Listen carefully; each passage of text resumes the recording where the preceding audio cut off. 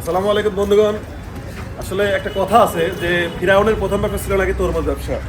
মানে আমাদের দেশে এখনো কিন্তু কিছু কিছু ফিরাউন আছে, যেমন এই আমার হাতে তরমুজ দেখে আমাকে মনে হতেই পারে আমি বড় লোক, মনে হতেই পারে যে আমি কিন্তু বড় লোক, কিন্তু আসলে প্রকৃতপক্ষে কিন্তু না।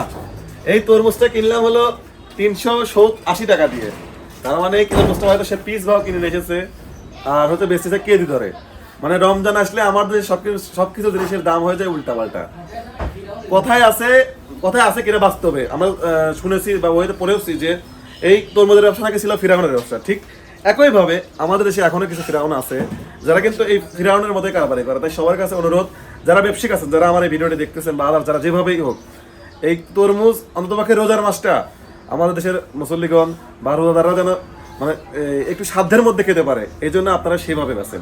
1 কেজি তরমুজের দাম 70 টাকা, 80 টাকা, 90 টাকা, ঠিক আছে। তো এই জন্য ভিডিওটি করা যায়। এই তরমুজটা কিনলাম মনে করেন যে হচ্ছে 400 টাকা দিয়ে, তাহলে তো হলো না, এই জন্য আর কি আপনাদেরকে সাথে শেয়ার করলাম। তো আপনারা যে যে জায়গা থেকে চেষ্টা করবেন যে আসলে যে জিনিস পিসে সেটা পিসেই বিক্রি করতে এবং যেটা কেজিতে সেটা কেজিতে বিক্রি করতে, ঠিক আছে।